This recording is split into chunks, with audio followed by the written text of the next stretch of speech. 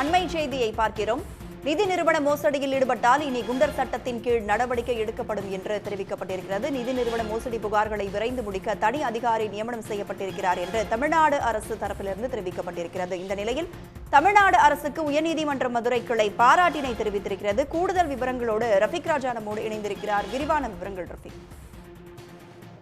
நிச்சயமாக தமிழகத்தில் நிதி நிறுவனங்கள் நடத்தி பல்லாயிரக்கணக்கான கோடி ரூபாய் மோசடியில் பல்வேறு நிறுவனங்கள் ஈடுபட்டிருந்தன.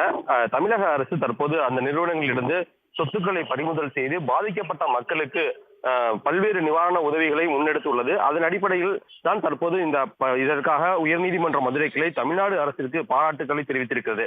குறிப்பாக மதுரையை தலைமையிடமாக கொண்டு நியோமேக்ஸ் மற்றும் பல்வேறு நிதி நிறுவனங்கள் நடத்தப்பட்டு பல்லாயிரக்கணக்கான கோடி ரூபாய் மோசடிகள் நடைபெற்றது. இது சம்பந்தமாக மதுரை பொருளாதார குற்றப்பிரிவு போலீசார் விசாரணை செய்து வருகின்றனர். இந்த நிலையில் இதனுடைய முக்கிய குற்றவாளிகளுக்கு வழங்கப்பட்ட ஜாமீன்களை ரத்து செய்யக்கோரி பல்வேறு மனுக்கள் உயர்நீதிமன்ற மதுரை கிளையில் தாக்கல் செய்யப்பட்டிருந்தது. இந்த மனுக்கள் அனைத்தும் நீதிபதி புகழேந்தி விசாரணை செய்து வந்தார்.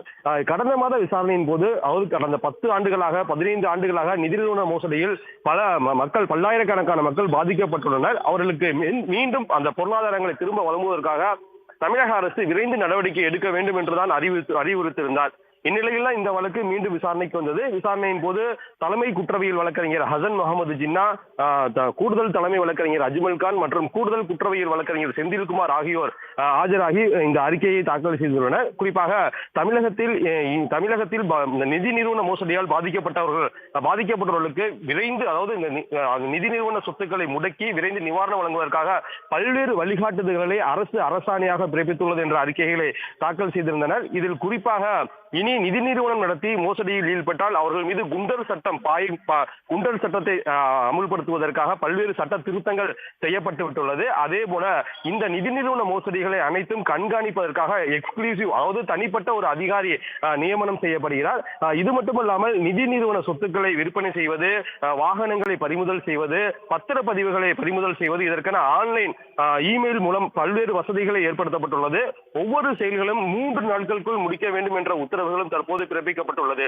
இந்த உத்தரவுகளை எல்லாம் பார்த்த நீதிபதி புகழேந்தி தான் தற்போது தமிழக அரசுக்கு பாராட்டுக்களை தெரிவித்துள்ளனர். குறிப்பாக இது போன்ற நிதி நிறுவனங்களில் சிக்கி பல வருடங்களாக காத்திருக்கக்கூடிய சூழலில் இந்த அரசின் முன்னெடுப்பு என்பது இனி இதில் சிக்கியவர்கள் மீண்டும் விரைவில் மீள்வதற்கான வாய்ப்புள்ளது என்றும், இந்த அரசாணையை நீதிமன்றம் அறிவுறுத்ததன் பேரில் அரசாணையை வெளியிட்ட தமிழக அரசுக்கு பாராட்டுகளையும் தெரிவித்துள்ளனர். அது மட்டுமல்லாமல் நீதிமன்றத்தினுடைய உத்தரவை உடனடியாக தமிழக அரசுக்கு எடுத்து சென்ற கூடுதல் தலைமை வழக்கறிஞர் அஜ்மல் கான் மற்றும் குற்றவியல் தலைமை வழக்கறிஞர் ஹசன் முகமது ஜின்னா ஆகியோருக்கும் நீதிபதி தற்போது பாராட்டுகளை தெரிவித்துள்ளார்.